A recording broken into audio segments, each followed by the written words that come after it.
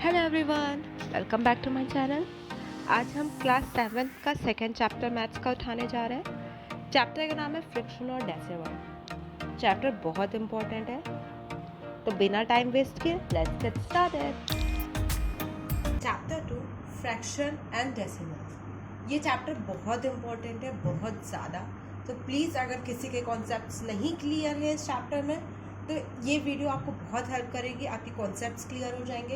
And ये chapter के uses तो हम क्या ही बताएं आपको हर जगह फ्रैक्शन और डेसिमल्स यूज़ करना है, चाहे वो साइंस की बात हो, चाहे नॉर्मल आप शॉप पे कुछ सामान लेने जा रहे हो वहाँ की बात हो, चाहे कुछ भी हो, डेली लाइफ से रिलेटेड, चाहे आप मैथ्स से रिलेटेड बोले, मैथ्स में भी आपको ग्रेजुएशन लेवल तक या कहीं तक भी आप जहाँ तक मैथ्स पढ़ेंगे या जहाँ तक आप पढ़ाई करेंगे, इनफैक्ट वहाँ तक आपको ये चैप्टर यूज होने वाला है। इसलिए बहुत ध्यान से सुनिएगा बातों को और नोट डाउन करते चलिएगा। सबसे पहली बात, इसमें हम फ्रैक्शन पढ़ेंगे।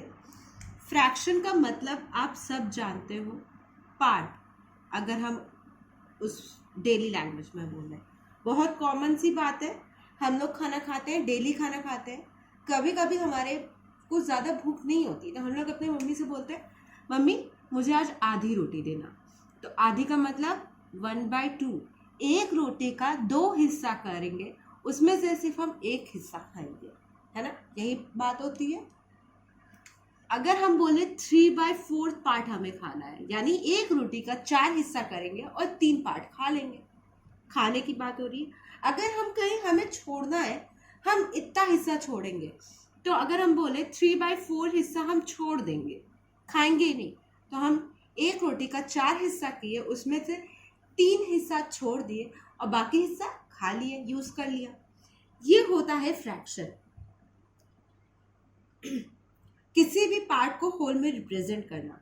अब ये होता है पार्ट और ये होता है होल। ये पूरी एक रोटी है जिसको हमने 4 पार्ट में तोड़ा है। इतना पार्ट हमने यूज करा है और बाकी पार्ट हमने वेस्ट किया है, मतलब जो भी है, जैसा भी है। अब हमारे फ्रैक्शन भी कई टाइप के होते हैं। पहले तो ये 3 टाइप के होते हैं। Proper fraction, improper fraction and mixed fraction. Proper fraction बहुत इजी है बताना। इसमें सिंपली देखो, हम लोग क्या कर रहे हैं, हम लोग 2 नंबर्स को अपॉन में लिख दे रहे हैं, यही फ्रैक्शन हो रहा है। इसमें जो ऊपर होता है इसको हम लोग न्यूमरेटर बोलते हैं, न्यूमरेटर। एंड जो नीचे होता है इसको हम लोग डिनोमिनेटर बोलते हैं। जिस केस में हमारा ऊपर वाला हिस्सा छोटा हो, बड़े वाला नीचे वाला हिस्सा बड़ा हो, यानी न्यूमरेटर हमारा छोटा हो डिनोमिनेटर से, वो हमारा प्रॉपर फ्रैक्शन कहलाता है। जैसे 3/4 या 1/2। ठीक। अब अगर कोई ऐसा केस लिखा है जिसमें हमारा न्यूमरेटर बड़ा है डिनोमिनेटर से, जैसे हम बोल दे 7/5, इसमें ऊपर वाला हिस्सा बड़ा है नीचे वाले से, ये हो जाता है इम्प्रॉपर फ्रैक्शन। ठीक। अब मिक्स फ्रैक्शन क्या होता है, जिसमें हम एक इंटीजर को और फ्रैक्शन को यूज करते हैं। जैसे 2/3, इसमें ये इंटीजर है और ये हमारा फ्रैक्शन है, इसको यूज करके हम बनाए हैं, ये कहलाता है मिक्स फ्रैक्शन। अब ये मिक्स फ्रैक्शन आपको इस इम्प्रॉपर फ्रैक्शन से मिलता है। ठीक है, कह दो इम्प्रॉपर फ्रैक्शन से आपको मिक्स फ्रैक्शन मिल रहा है या मिक्स फ्रैक्शन से आपको इम्प्रॉपर फ्रैक्शन मिल रहा है, दोनों बात एक ही है, दोनों एक दूसरे में चेंज होते हैं। कभी भी आपका प्रॉपर फ्रैक्शन मिक्स फ्रैक्शन में चेंज नहीं होगा, ना मिक्स फ्रैक्शन आपका प्रॉपर फ्रैक्शन में चेंज होगा, खाली इन दोनों में चेंजेस होते हैं। ठीक है, अभी हम आपको वो भी बताएंगे कि कैसे चेंजेस होते हैं। फॉर एग्जाम्पल, मान लीजिए अगर आपके पास एक नंबर लिखा है 1/2। ठीक है, अगर हमें इसे फ्रैक्शन में चेंज करना है तो हम कैसे करते हैं, 2 को 1 से मल्टीप्लाई करते, क्या आएगा, 2 आएगा। 2 में 2 आया, मल्टीप्लाई करने के बाद इसमें ये 1 ऐड कर देते हैं, अपॉन 2, क्या आ जाता है, 3/2। देखिए न्यूमरेटर बड़ा है ना डिनोमिनेटर से, यानी इम्प्रॉपर फ्रैक्शन। या अगर मान लीजिए 7/5 जो हमने इम्प्रॉपर फ्रैक्शन का एग्जाम्पल लिया था, इसको अगर हमें मिक्स फ्रैक्शन में चेंज करना है तो हम कैसे करेंगे, आप डिवाइड करिए नॉर्मली 7 को 5 से। ठीक है, 1 जा जाएगा, हमारा रिमाइंडर 2 आ जाएगा, है ना, यही तो होगा। अब ये जो क्वेश्चन आया इसको यहाँ पे लिखा जाता है और ये जो रिमाइंडर आता है उसको ऊपर लिखा जाता है अपॉन में 5, ऐसे लिखा जाता है। ये हमारा मिक्स फ्रैक्शन में चेंज हो गया, दोनों की वैल्यू सेम है, दोनों का मतलब सेम है, ठीक है। तो देखिए ये आपस में इंटरचेंजेबल है। नेक्स्ट आता है इक्विवेलेंट फ्रैक्शन।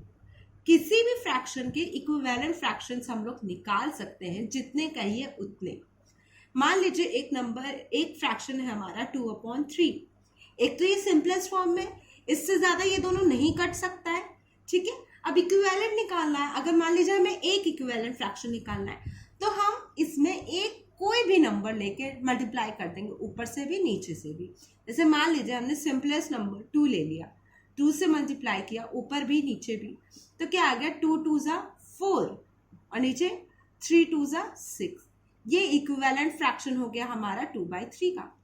अब हमने 2 लिया, आप 3 4 5 6 7 8 9 10 11 12 कोई भी नंबर लेके मल्टीप्लाई कर सकते हो और जितने चाहे उतने नंबर निकाल सकते हो। अगर हम इसी की जगह 2/3 में हम 3 मल्टीप्लाई कर दें, ऊपर भी नीचे भी, ध्यान यही रखना है जिस नंबर से ऊपर मल्टीप्लाई करिए उस नंबर से नीचे भी करिए, जिस नंबर से ऊपर करिए उस नंबर से नीचे भी करिए, ये सबसे इंपॉर्टेंट है, ठीक है। तो 2 3 ज़ा 6 और 3 3 ज़ा 9। तो ये एंड ये तीनों आपस में इक्विवेलेंट फ्रैक्शन होंगे, तीनों की वैल्यू बराबर ही होगी, ठीक है। तो अगर आपसे कोई बोलता है इक्विवेलेंट फ्रैक्शन बताइए तो आप इस तरह करके बता सकते हैं। अब आता है फ्रैक्शन को कंपेयर करना कि कौन सा फ्रैक्शन बड़ा है कौन सा छोटा है। अगर बहुत कॉमन लैंग्वेज में हम बोले नंबर लिखा हो तो आप आराम से बता सकते हो कौन सा बड़ा है कौन सा छोटा है। तो ये हो जाएगा बड़ा, ये हो जाएगा छोटा। अब इसके नीचे हम एक कोई और नंबर लिख दे, ये मान लो डिनोमिनेटर है, इसके नीचे डिनोमिनेटर लिख दे 2/5 और 3/5 कर दे, ये कर दे, ठीक है। दोनों तरफ 5 5 है, तो अभी भी हमें नीचे वाले को देखने की कोई जरूरत नहीं है, हम ऊपर वाले को सिंपली देखें और जो बड़ा है उसको बड़ा बोल देंगे, जो छोटा है उसको छोटा बोल देंगे। बड़ा कौन सा है, 3 बड़ा है, तो हमारा 3/5 भी बड़ा हो जाएगा, ठीक है। बट ये बात तो तब है ना जब हमारा दोनों तरफ डिनोमिनेटर सेम दिया हो। अगर मान लीजिए इसमें डिनोमिनेटर 3 दिया होता तब क्या होता, तब तो हम नहीं बता सकते हैं, तब तो डिफरेंट हो गया। तो हमारा फोकस आता कि हम दोनों का डिनोमिनेटर सेम कर दें। कैसे सेम करते, हम एलसीएम ले लेते 3 और 5 का, 15 एलसीएम आ जाता, 15 यहाँ आता। अब यहाँ पे 3 है, 15 को 3 से डिवाइड करिए, क्या आएगा 5 आएगा, 5 को ऊपर वाले नंबर से मल्टीप्लाई कर दीजिए, ठीक है। यहाँ पे भी यही सेम तरीका, 15 लिखा, 15 को 5 से डिवाइड करिए, 2 आएगा, 2 को ऊपर वाले नंबर से मल्टीप्लाई कर दीजिए, क्या आ गया 10/15 आ गया, और इधर क्या आ गया 6/15 आ गया। अब हमारा नीचे नीचे दोनों तरफ सेम हो गया है, हम ऊपर वाला नंबर देख के आराम से बता सकते हैं कौन सा बड़ा होगा कौन सा छोटा होगा। 10 और 6 में कौन सा बड़ा है, 10 बड़ा है, यानी ये हमारा बड़ा होगा ये छोटा होगा। तो जब भी दो फ्रैक्शन को कंपेयर करने की बात आए तो आप हमेशा यही करिए। तो हम लोग ऊपर वाले नंबर को फोकस करके देख लेंगे कि कौन सा बड़ा है कौन सा छोटा है, उसी अकॉर्डिंग हम बता देंगे। तो ये हो गया हमारा कंपैरिजन भी। अब नेक्स्ट है इसमें मल्टीप्लिकेशन। अगर दो फ्रैक्शंस को मल्टीप्लाई करना है तो कैसे करा जाएगा। इसमें भी आपके पास दो चीज़ें आती हैं, या तो आपको एक फ्रैक्शन दिया रहेगा, जैसे मान लीजिए 2/3 दिया है, इसको आपको किसी नंबर से मल्टीप्लाई करना है, ठीक है। मान लीजिए हमने कहा इसको 5 से मल्टीप्लाई करना है, तो कैसे करा जाएगा, सिंपल है, ऊपर वाले से मल्टीप्लाई किया जाएगा इसको, 2/3 × 5, ठीक है। अब 2 को 5 से मल्टीप्लाई करिए, 10 आ जाएगा, 10/3 आ जाएगा, ये हो जाएगा आपका आंसर। देखिए ये इम्प्रॉपर फ्रैक्शन में आ गया है तो चाहिए तो आप इसको मिक्स फ्रैक्शन में भी चेंज करके आंसर लिख सकते हो, नहीं तो इतना भी छोड़ दोगे तो भी आपका आंसर सही है, ठीक है। अगर पर्टिकुलर क्वेश्चन में बोल दिया है कि आपको मिक्स फ्रैक्शन में आंसर करना है तब तो चेंज करना पड़ेगा, वरना ये भी सही है। अब अगर मान लीजिए यही 2/3 को मल्टीप्लाई करना हो हमें 4/7 से, तो हम कैसे करेंगे, ऊपर वाले को ऊपर वाले से मल्टीप्लाई, नीचे वाले को नीचे वाले से मल्टीप्लाई, 2 × 4 और 3 × 7, ठीक 2 4 ज़ा 8, 3 7 ज़ा 21, ये हो जाएगा हमारा आंसर। अब हम लोग करते इसमें भी वही है। देखिए यहाँ पे ये नंबर था 5 को हम 5/1 भी तो बोल सकते हैं, क्या फर्क पड़ जाएगा। हमारे हर नंबर एक फ्रैक्शन होता है, ये तो सबको पता है। p/q के फॉर्म में हम लिख सकते हैं, रैशनल नंबर के फॉर्म में लिख सकते हैं। 5 को हम 5/1 भी लिख सकते हैं, ऊपर वाले को ऊपर वाले में से मल्टीप्लाई, नीचे वाले को नीचे वाले से मल्टीप्लाई। 3 को आप 1 से मल्टीप्लाई करोगे 3 ही आएगा, 2 को 5 से मल्टीप्लाई करोगे 10 ही आएगा। तो दोनों प्रोसेस एक ही है, बस था अलग अलग, तो मैंने भी बता दिया आप लोग को कि किसी को कोई कंफ्यूजन ना हो। नेक्स्ट, अगर हमारे पास कोई फ्रैक्शन दिया होगा, जैसे मान लीजिए 2/5 दिया है, इसको हमें किसी नंबर से डिवाइड करना है, डिवाइडेड बाय 10, तो हम कैसे करेंगे? ये भी आसान है, मल्टीप्लाई की तरह ही है। क्या करेंगे हम? अच्छा, 10 को हम बोल सकते हैं ना 10/1 है ये लिखा, जो चाहे नंबर लिखा हो चाहे फ्रैक्शन लिखा हो, दोनों का मतलब तो एक ही होगा। तो 2/5 इंटू, डिवाइड की जगह हम इंटू का साइन लगा देंगे और ये वाला जो फ्रैक्शन है इसका उल्टा कर देंगे, जस्ट ऊपर वाले को नीचे, नीचे वाले को ऊपर, तो क्या हो जाएगा 1/10 हो जाएगा। अब हम ऊपर वाले को ऊपर वाले से मल्टीप्लाई कर देंगे और नीचे वाले को नीचे वाले से मल्टीप्लाई कर देंगे, तो ये आ गया 2/50। अब देखो ये आपस में कट जाएगा, दोनों 2 की टेबल में आ जाएगा, तो हम कट करके लिख देते हैं 1/25, तो हमारा आंसर हो जाएगा 1/25। ठीक है, कुछ नहीं करना है, बस जहां डिवाइड था वहां मल्टीप्लाई का साइन लगाना है और बाद वाले फ्रैक्शन को उल्टा कर देना है, रेसिप्रोकल कर देना है, ऊपर वाले को नीचे, नीचे वाले को ऊपर। सिंपल, ऐसे ही करा जाएगा डिवाइड वाले सारे क्वेश्चंस। नेक्स्ट हमारा डेसिमल्स आ जाता है। डेसिमल्स में हमें डेसिमल्स को मल्टीप्लाई और डिवाइड करना सीखना है। अब जैसे मान लीजिए आपको दिया है 0.2 को मल्टीप्लाई करना है 3 से, ठीक है, सिंपल सा क्वेश्चन है, क्लियर है। अच्छा, अगर 2 को 3 से मल्टीप्लाई करना होगा तो आप क्या कहोगे? सिंपल है, ये 6 आ जाएगा, यहाँ पे भी मल्टीप्लाई करके 6 ही आएगा। बस हमें ये डेसिमल पॉइंट को ध्यान रखना है कि हमें रिजल्ट में, आंसर में अपना पॉइंट कहाँ लगाना है। अब जो आपको दिया है, ये मल्टीप्लाई करने को दिया था, इसमें काउंट करो कि डेसिमल के बाद कितने नंबर्स लिखे हैं। तो डेसिमल के बाद 1 नंबर लिखा है, तो रिजल्ट में भी आपके डेसिमल के बाद सिर्फ 1 ही नंबर लिखा होगा। 1 नंबर ये लिखा है, हम पॉइंट यहाँ लगा देंगे, ये 0.6 हमारा आंसर हो जाएगा।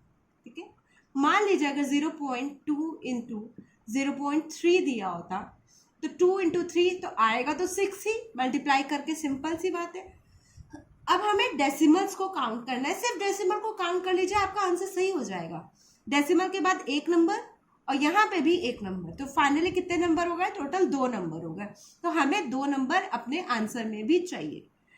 1 नंबर ये है, अब इसके आगे पीछे तो कुछ नहीं लिखा है, तो हम आगे एक 0 बढ़ाएंगे और यहाँ पे एक डेसिमल लगा देंगे। अब देखो फाइनली 1 2 नंबर हो गए हमारे, यहाँ ऐसे करके ये आंसर हो जाएगा 0.06। ठीक है, हमेशा याद रखिएगा, अगर कोई भी हमें नंबर दिया है, 20 दिया है मान लीजिए, ठीक है, तो 20 नहीं 21 दिया है, अगर हम 21 के आगे 0 लगा देंगे तो उसकी कोई वैल्यू नहीं है, 21 को तब भी 21 ही रहेगा। 21 के पीछे 0 लगाएंगे तो इसकी वैल्यू बढ़ जाएगी। अब ये 210 हो गया है ना, एग्जैक्टली। अगर हम आगे लेफ्ट साइड में 0 लगा रहे हैं तो कोई वैल्यू नहीं, राइट साइड में लगा रहे हैं तो बहुत वैल्यू, और पॉइंट में इसका जस्ट उल्टा हो जाता है। पॉइंट है और यहाँ पे एक नंबर लिखा है 2, इसके अगर लेफ्ट साइड में यहाँ पे 0 लगाएंगे तो उसकी कोई वैल्यू नहीं होती, कोई भी नहीं। और वही अगर सॉरी इसको इधर वैल्यू होती है और अगर हम इधर लगाएंगे तो कोई वैल्यू नहीं होती है। ठीक है, इसका जस्ट उल्टा इसमें चलता है, लेफ्ट साइड में वैल्यू है, राइट साइड में कोई वैल्यू नहीं है। इसीलिए हमने यहाँ पे एक पहले 0 लगाया, उसके बाद पॉइंट लगाया, क्योंकि हमें वैल्यू वाली चीज़ चाहिए थी। हमें अपने आंसर में ऐसा नंबर चाहिए था कि हम 2 के बाद 2 के पहले पॉइंट लगा सके। ठीक है, इसलिए हमने एक पॉइंट पहले लगाया, उसके बाद हमने अपना आंसर लिखा। मान लीजिए अगर आपके पास एक नंबर दिया है 21, 0.21 इंटू 0.2, इसको मल्टीप्लाई करना है, तो 21 को 2 से सिंपली आप मल्टीप्लाई कर दीजिए, आ जाएगा 42। ठीक है, अब हमें काउंट करना है पॉइंट को, पॉइंट के बाद 1 2 3 नंबर लिखे हैं, तो हमें यहाँ पे भी 3 चाहिए, 1 2 और यहाँ पे एक 0 बढ़ा के 3, 1 2 3 हो गए ना। अब यहाँ पे हम पॉइंट लगा देंगे, ये हमारा आंसर हो जाएगा। अब हमने आपको बताया अगर हम बाद में 0 लगाते तो उसकी कोई वैल्यू नहीं रह जाती, कोई भी वैल्यू नहीं रह जाती, इसलिए हमने पहले 0 लगाया। ठीक है, तो ये बात आपको भी ध्यान रखनी है। अब अगर हमें डिवाइड करना होगा, जैसे 0.6 को डिवाइड करना है 0.3 से, तो इसमें भी सेम आप ऐसे ही सोचोगे। 6 को आप डिवाइड करो पहले 3 से, आंसर तो आएगा 2। अब हमारा कि पॉइंट के बाद कितने नंबर्स लिखे हैं, तो एक ऊपर लिखा है, एक नीचे लिखा है। एक ऊपर एक नीचे, दोनों माइनस करोगे तो कितने बचेंगे? एक को नहीं बचेगा, तो यही आपका आंसर हो जाएगा। यही अगर आपका 0.6 डिवाइडेड बाई 3 दिया होता तो क्या होता? आप पहले नंबर को डिवाइड कर दो, 2 आएगा। बट यहाँ पे एक पॉइंट लिखा है तो हमें रिजल्ट में भी एक पॉइंट लगाना पड़ेगा। नीचे कुछ नहीं है इसलिए हमने एक पॉइंट यहाँ लगा दिया। हमें ऐसे काउंट करना पड़ता है कि कहाँ पे कितने पॉइंट्स लिखे गए हैं, कितने डेसिमल्स हैं, उसके बाद कितने नंबर्स लिखे गए। ये डेसिमल वाले डिवाइड को सॉल्व करने का एक और तरीका है। जैसे मान लीजिए आपको दे रखा है 0.23, तो आप 0.23 को ऐसे भी लिख सकते हो 23/100। 2 0 कहाँ से आए?